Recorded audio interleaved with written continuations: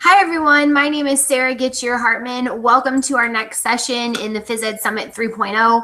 I'm a member of the Phys Edagogy and Phys Ed Summit teams, and I'm a middle school physical educator in St. Louis, Missouri, which is in the United States. I am so happy to welcome you and to introduce you to Reema Kahar, who is from India, and the name of her session is Different Strategies for the Inquiry Cycle. Welcome, Reema. Thank you, Sarah. Okay, hello everyone and welcome to my session. As Sarah introduced, I'm Reema from India. I've been working in an IB school since last 6 years. I just relocated to the metro city in India, Mumbai, and I started working with Jamnabai Nursi International School. The last 6 years, I worked with Fountainhead School as the physical education teacher for elementary school, but with Jamnabai, I work with all 3 programs of IB, the PYP, the MYP, and the DP. Today, I'm going to present on different strategies of the inquiry cycle. So I'm going to share my screen now so that you can see the presentation. Okay, so here we go. Okay, you can find me on Twitter at Reema_Kahar, and you can also email me at reems.kahar@gmail.com. This year, I'm very fortunate to have a website for myself, and I'll start blogging with indulgewithp.com. So my session is about different strategies for the inquiry cycle. Right. So what's an inquiry cycle? Basically, inquiry cycle has 6 stages, which goes from tuning in, finding out, sorting out, going further, drawing conclusions, reflecting, and acting. So what are the benefits of an inquiry cycle within your curriculum? It helps students to raise questions. It helps students to follow the question they want to into an inquiry. It helps students to use different tools to do an inquiry. It helps students to collect the data and organize the data so that it can be presented. And after presenting, what conclusions they are drawing from an inquiry. All this students do, it is students initiated. The teacher is there to guide the inquiry. So let's go on for the first stage of an inquiry cycle, which is the tuning in. Now, why do we need a tuning in activity? Basically, a tuning in activity will help students think about the topic, what they feel, what they already know about the topic. And it will help students guide into the topic and inquire into the topic furthermore. How can you do this? So there are different strategies which help you do it. The first one which I want to discuss is a KWHLAQ chart.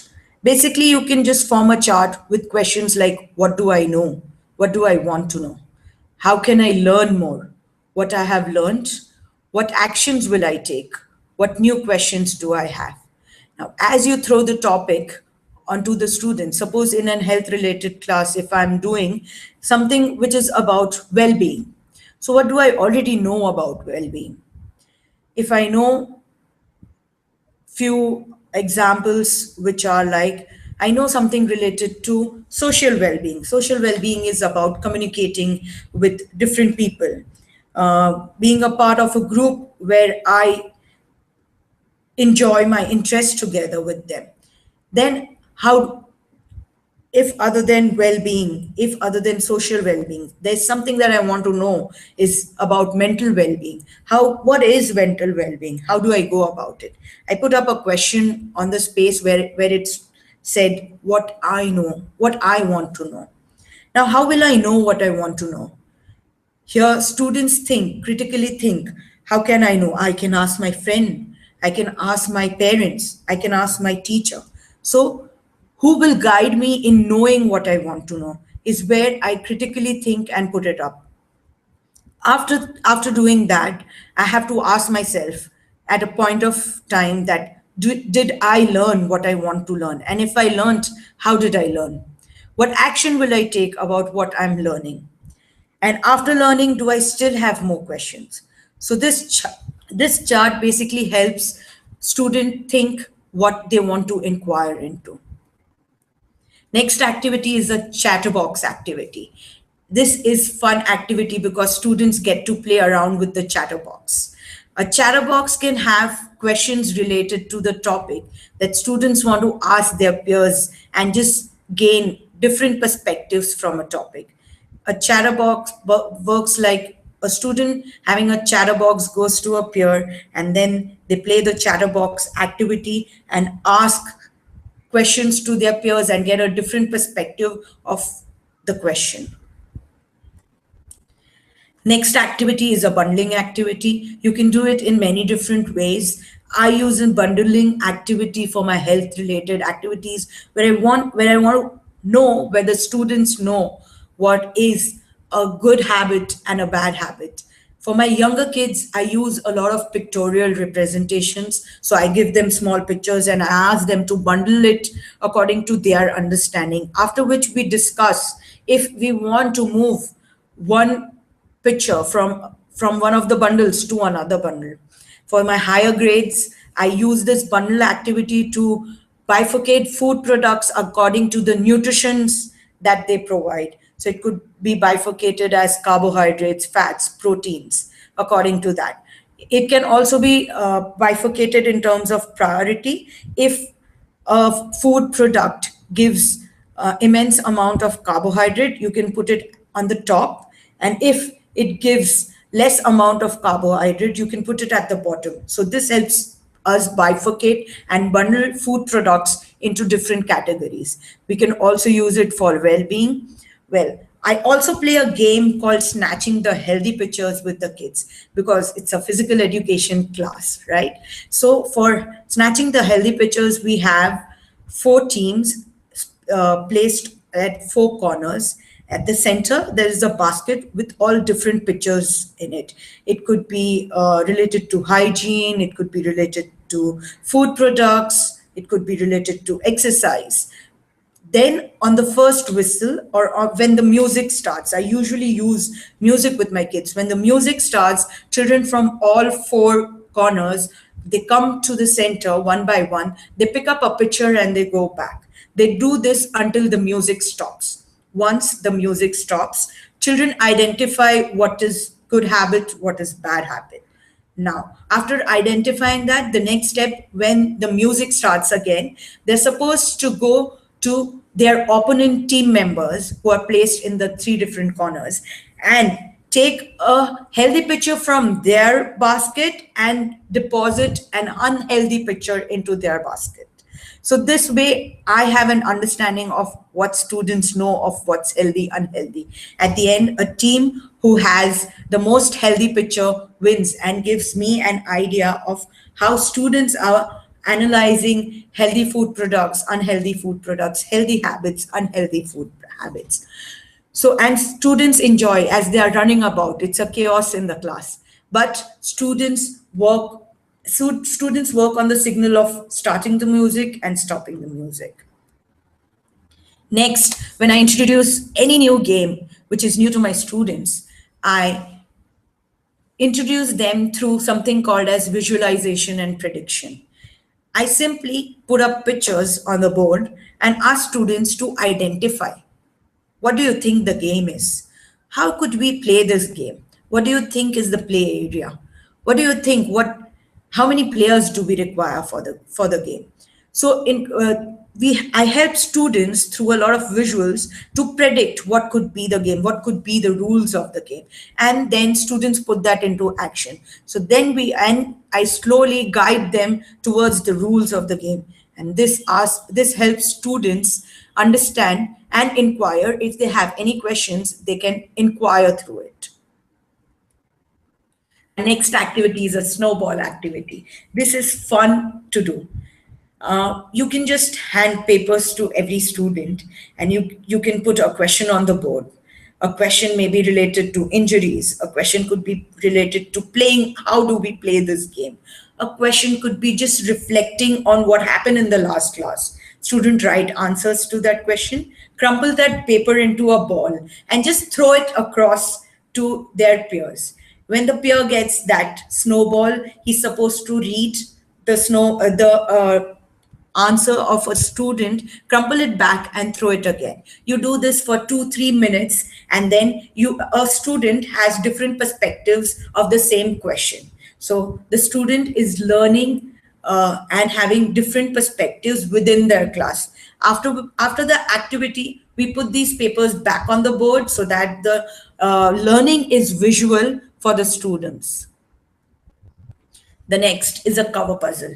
Now, this is very interesting because it creates a curiosity that what's going to happen next, what's going to be next. I basically take a chart paper and I put up pictures of students playing, of a game which I want to introduce to them, or a topic which I want to introduce to them, suppose striking and fielding. I may just take pictures of different games like cricket, like maybe baseball and stuff like that. And I put it on a chart paper and I cover those pictures. When I cover those pictures, I open the picture one by one and I ask them different questions. Okay, what does this picture make you think? What do you think about the picture? Then they write their answers. Then I open the second cover and I may ask, okay, whatever you think about this picture, why do you think like this? So basically, this helps students thinking a lot on the topic I want them to think on. It's very guided, and students understand that that students inquire into the particular topic.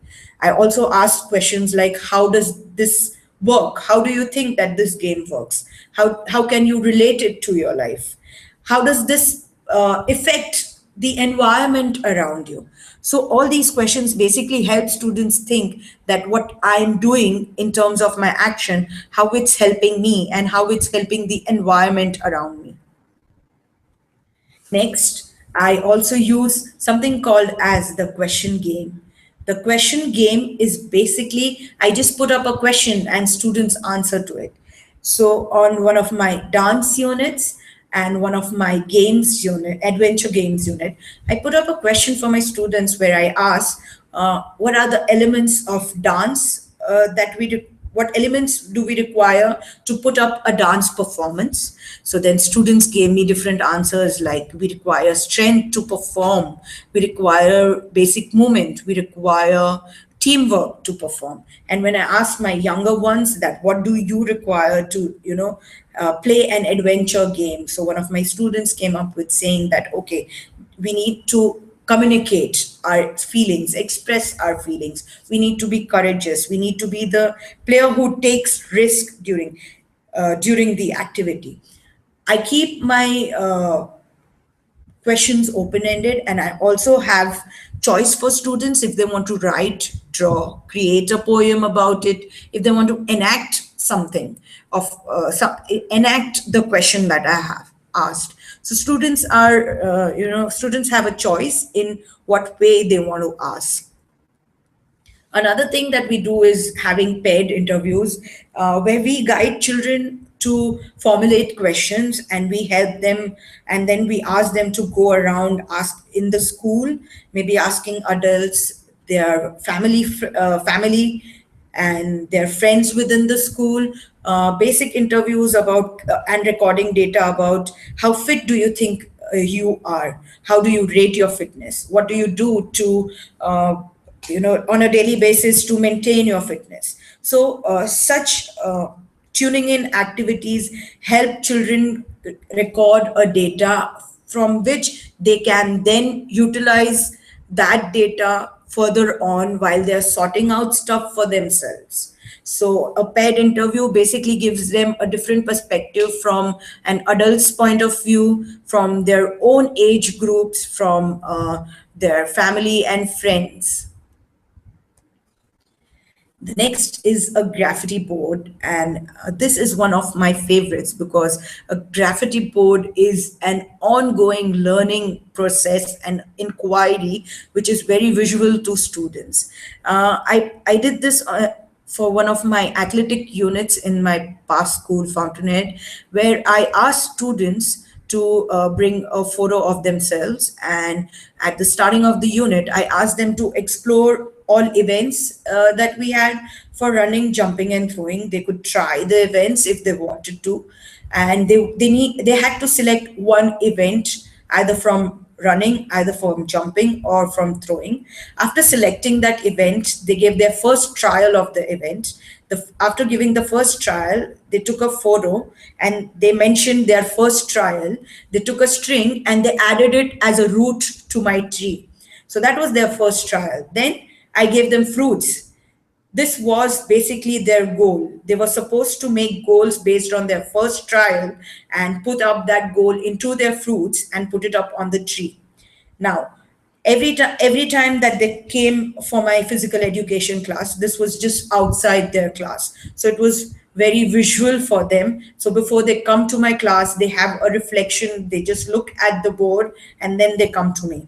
So since this was an open-ended task, I asked students to search about the techniques and the skills that were needed to do the particular event, running, jumping, and throwing, where students used internet, magazines, books, friends, and different medias to explore and get an answer to what skills or techniques we need. Next, the students implemented the technique, and then after implementing, after every class, students basically took a footstep and they reflected on what did they do in the class. How much have they reached towards their goal? What is helping them? And if they have not progressed, what is it that they still need to do? Where do they need, what is it that they still need to do? And whom can they approach to help them progress within their goal? So, and then children came back and posted their reflections on the board. And this is how children had their reflections, which was an ongoing learning, and it was an inquiry where teachers also helped them answer their questions. And since this was visual, everyone could see what their peer was doing. They could directly approach their peer and tell them that, see, I have seen you you approaching your goal, can you help me do it? So this was basically a lot of students you know talking to each other, developing their social skills as well as athletic skills. The next is expert groups. I use expert groups with my dance unit. Basically, my dance unit where expert groups work like I have groups of 5 groups of maybe 3 or 4 people. I like to form groups which are small in number, since it helps every student to participate. If I have large groups, then I usually see that 1 or 2 group members are really not interested in performing that activity. So I'm okay with having more number of groups with a small number of students participating. In a dance unit, I basically pose questions like, okay, to perform a dance, what are the elements that you need? So children need to really brainstorm that they need a choreography, they need music to go to the choreography. Even before the choreography, we need to know what form of dance do we want to do. So I give one question to each group, where if I ask one question to discuss about choreography, I ask the other group to discuss about different forms that we can do in a dance performance. So this way, I give different questions to each group, and then I ask this group to break up and form a different group where every member of the earlier group comes together, and then we have different questions, different answer. We have answers to different questions, but as a group, we can think about different ideas. So then people come together, and that becomes an expert group, and then they take the unit further on. They prepare their dance performance based on those. A Expert group can also work vice versa. You can have a group discussing about 5 different questions, and then when you make expert groups, you can have a group of students who were given the same questions. So it also works vice versa. Mind mapping. I usually create mind maps because it really visually helps the students to understand. And it, because it's like a pictorial representation, and it always stays on my board. So anytime my students can go and look at, okay, what are we inquiring into? Okay, what do we already know about our unit of inquiry? Do I really need to look into some different questions? I also have students answering questions like, what are the challenges that we are facing? So this helps students thinking a lot. A mystery box. A mystery box is basically where I put a lot of different physical education equipments that we use during our classes, and the children have to create game or create another game with this mystery box. With the mystery box, usually students are given equipments also which you can use. So here, if you see, I've asked my students to create a tallest tower using these equipments. Now, basically, these aren't the equipments which will really help the students creating a tower. But if you could see, the students got together as a group. They had real critical thinking, thinking and questioning each other before they could perform the task. So a mystery box always helps student think out of the box. How do I use this equipment? What rule will apply while I'm putting this equipment within my game? So these are all different questions that they can be asked. Another thing is think, pair, share. This basically helps students share their feelings, their thought process with each other. You pose a question, students reflect on their questions, then you ask them to pair up. They pair up with a friend of theirs and they share their ideas. So in this way, again, they get different perspective from their friends. There are a few more tuning in activities that we can have. One of them is a memory game where you can just put in objects of a game that you want to teach students and ask them to just look at it for a minute, and then after a minute you can just ask them what all they remember they have seen. The next one is people bingo. People bingo basically is finding out friends for a particular question that is placed on your bingo sheet. So I could ask, okay, find out a friend who has played cricket cricket in the last year. So children go and search for students within their class. Next is picture priority. I give them different pictures, and they need to display those pictures according to the priority. Maybe this is rule 1, which is very important and we cannot forget about it. Rule 1 goes ahead. Then there is rule 2. Okay, after the rule 1, I think this is the second priority. I think we need to strike to it. Then that's rule 2. So that way they prioritize the pictures that we have. The next is you just post a question and ask students to respond. It could be oral, written, anyway.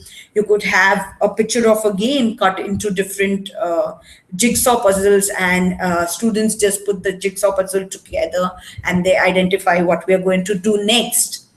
The next is a word search. The word search, basically you can have a word search with different words. If you're going to play volleyball, then you can have things that we use. So serve, so you can have a word called as serve. You can have forehand, a backhand, a volley, something like that into the word search, and the children identify children find out different words that they would use during volleyball. So this in terms also helps them being physically literate about the vocabulary of the games. Next is think, wink, decide. Think, wink, decide basically is you think of a question and then you think what you want to, and then you wink about the questions that you want to know, and then you decide that what are the two questions that you want to share with your friends. So think, wink, decide helps student pose questions to their friends and pose questions which will help them inquire into it. While I'm doing an inquiry classroom, it's very important for me to have a wonder wall, or something called as I wonder, a burning question wall, or something that I am doing this year is tweet your queries. When I have this wall on the board, it basically helps students to post questions of what they want to inquire into. So all my students, after maybe my tuning in activities, they go up to the board, they take a post-it and they stick out the questions that they want to inquire into. So this basically helps me generate my inquiry, and there could be students in your class which may have the same inquiry. So this helps me also to group students according to their interest or their choice of inquiry. The next stage is the finding out stage. In a finding out stage is basically helping children find out questions to find out answers to the questions that they have already posted on the wall. This basically deals with a lot of information and research skills. And while finding out, it also helps student question their beliefs of their prior understanding. So now what in finding out? Usually finding out deals with a lot of technology things. So in one of my units, I introduced finding out watching a movie. There is a movie called Chuck the India, which is like a Bollywood movie, but it's based on hockey. So my students were inquiring into what are the actions on the field, what are the actions the players have, and based on that actions, what consequences do they face, or what is the impact, whether on the team, on that individual, what is it. So I showed them clippings of this movie Chuck the India, and then as a group, and while students were seeing the movie, it was very important to put the questions on the board, because before starting the movie, it's important for students to know what am I looking into the movie for. If your questions are not on the board, then this finding out strategy may not work. So when I put up the questions, my students have a paper to reflect on, as in when they found out something, they put their answers on the paper, and then we discussed as a group, and we prepared a chart as to what actions did we find out in the movie that the players had, and based on that action, what consequences or impact did the players face. So this was something where we were looking at consequences and action and behavior in a team game. So this is how I took it forward. Other than that, for my adventure unit, where I wanted my grade 6 to create adventure courses, and I wanted them to do it from the scratch. So even from like digging a hole into the play area was also one of their activities that they had to do. So to do that, there was an excursion site which I took students into, where they identified that to build up a structure, what are the things that we might need, and what are different responsibilities that every individual can take upon to be within a group to build up this adventure activity. So basically students had a lot of questions that, okay, who draws the plan, how do you get the material, okay, who constructs the building. So students had all these questions, and the excursion site gave them a broad idea of how they can go about it. Other than other than going to a site, we can also go to the gym, where I'm looking into innovation in exercise, how exercise have how technology has innovated exercise. I want students to understand that how people exercised in earlier without gyms and what impact it had on their body. And now when we have gymnasiums and equipment to help us exercise, how does that equipment help us in our exercises, and how is it different from exercising on our own and exercising with the help of a machine. I also take them to supermarkets where we are learning about nutrition, where I give them X amount of money, and I ask them to prepare a healthy meal for the day. Uh, they cannot have an extra, they cannot have extra money. They have to utilize the money given to them, and with that they have to form a healthy meal for the day, which is sufficient for the team they are in. So I may give just like 200 or 300 rupees, and they have to find out for the healthy meal, in which they also look at, the packet, the nutrition content in the packet.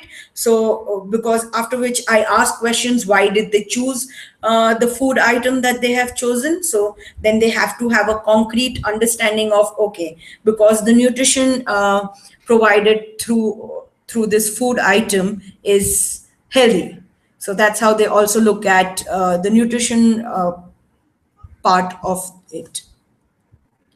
Next is using internet, which I earlier said. In my athletics unit, my students used a lot of internet to research on different skills and techniques. We can also have our friends teaching games to our students. So this is what I want to do this year, is get collaborating with different schools and different physical educators, where my children could learn maybe some world games through them. So this is one way where I can also ask questions, or ask answers for my questions or my queries that I have with a friend who's living in a different country. So I even get a broader perspective. Other than that, we have newspapers, magazines. We can invite guest speakers. We can write letters to firms asking about our inquiries.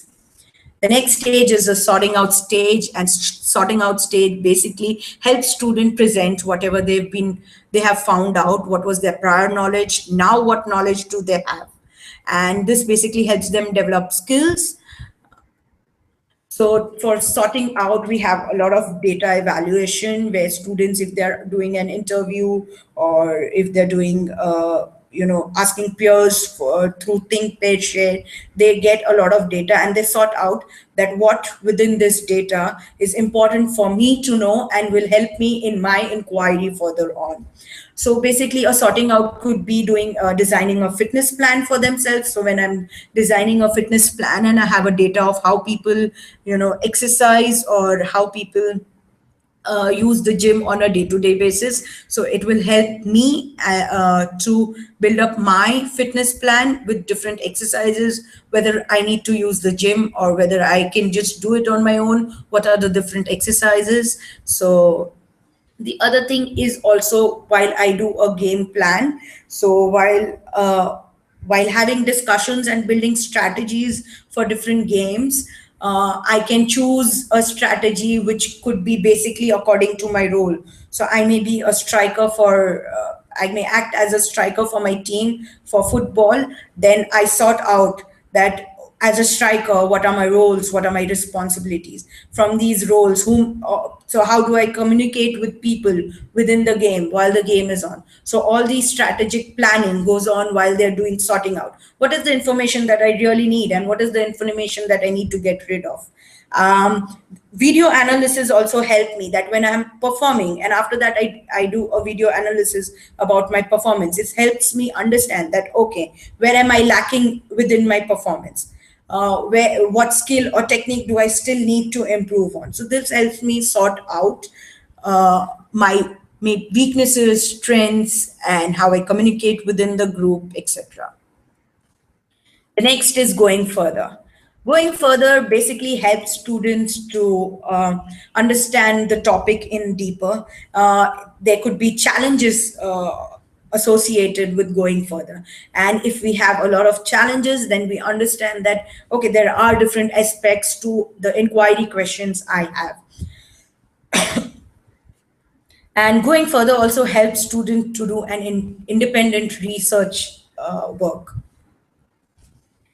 Now, for going further, I had my kids modifying a lot of games. So for the kids to understand communication, teamwork, normally in a soccer or in a football game, it's very easy for people to say that, okay, I'm the striker and I know what I'm supposed to do. But what if we add a challenge to that? When you're playing the game, one, communication is a challenge, but we also add equipment as a challenge, or we add a challenge, something like doing a sack football, or a three-legged football. So this adds challenge where students have to extend themselves and cooperate or collaborate with their friends within the team. We had three-legged football. So other than modifying the game, we can modify the rules, we can modify the equipment, we can modify the play area that they are playing in. We can modify the number of players. So there are different strategies through which they go further. We add challenge to their games, and they find answers to that. This is a web game where you can make a group of 3 people, and every group has a different ball of yarn. And basically, they answer the questions. And every group has a different aspect of the topic. So if I'm doing a unit on well-being, I may have somebody inquiring into social well-being, the other group inquiring into mental well-being, the third group inquiring into physical well-being, and then we have them jotting their research answers on a paper. Now, one member from the group stands there holding the string of the yarn in their hand, while the other group members move around within different groups to see what connection does mental well-being have with social well-being.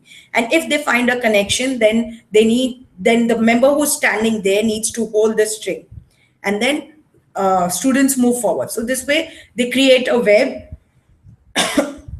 They create a web and look at connections within this topic while they were inquiring into different aspects of the topic. Next is making conclusions. So this helps students to come up to an answer about their inquiring questions. It helps them justify their feelings and have a value about their learning. And this basically is a lot of reflection process, and this helps students to plan further if they want to take any action or not. So basically, we prepare, excuse me.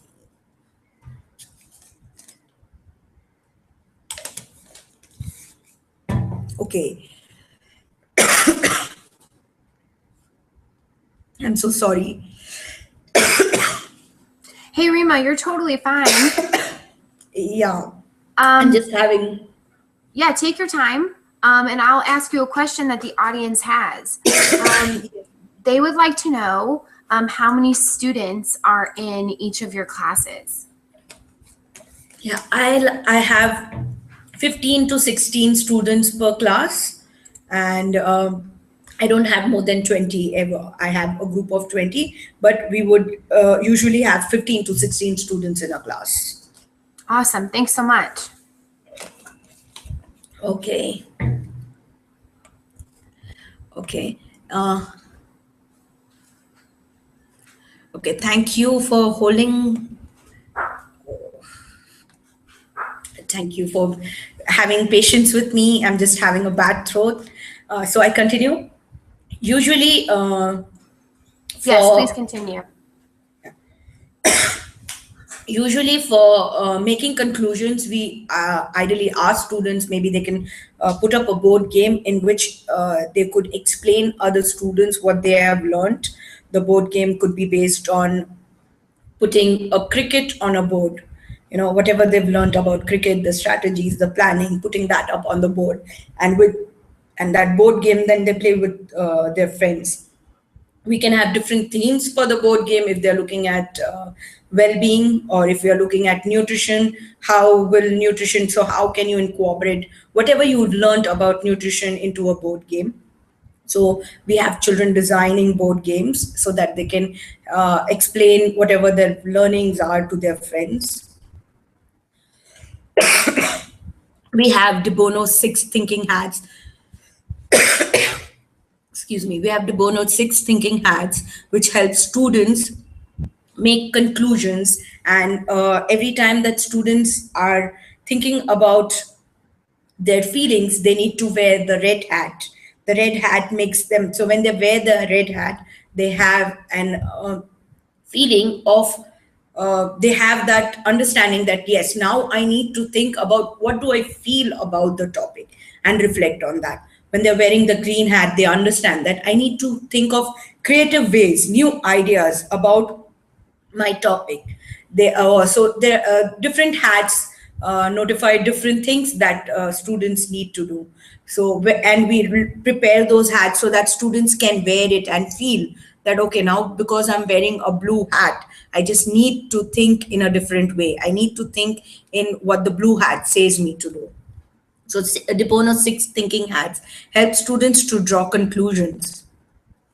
Plus minus interesting is one of the things that help students, that whatever I've learned and what are the positives in it, whatever I learned, what are the negatives in it, and from the positives and negatives, what was the interesting thing, because basically the thing that interests me could be something new that I have learned during the unit. So plus minus interesting helps me conclude or draw conclusions about my learning. Next is a time capsule. A time capsule, you can ask students that what are the 5 things that you learned during this unit, which you would take with you within your time capsule. And you would either go a few years ahead or you would go a few years back and tell people in that year that what you've learned during this unit. So it could be taking 5 equipments and forming a new game, going ahead, taking 5 learning outcomes, and explaining their students, their peers or friends, that what did they learn during this unit. And this basically children enjoy because they have the feeling of interacting with like different age, different people in terms of their okay, I've got lost. Sorry. Okay, the next is taking action. Taking action basically helps student to link better between their understanding and the real world. It helps students to make a choice, and it also helps student to further plan on whatever they have inquired upon. And action could be taken in school, outside school. It should not be forced, it should be students' choice. So an action basically will deal with awareness of well-being. So doing a street play when they have understood what is well-being all about, going into different societies, different schools, different play areas, and doing a street play so that people around them understand what's well-being as they have understood what's well-being. We also have children going to NGOs and areas where kids are underprivileged and coach them different sports, give them awareness about healthy lifestyle and different things that they would do in physical education. Also, if a child chooses after doing a healthy lifestyle unit that he wants to really improve on his daily routine, he makes some amendments in his daily routine, then that's action.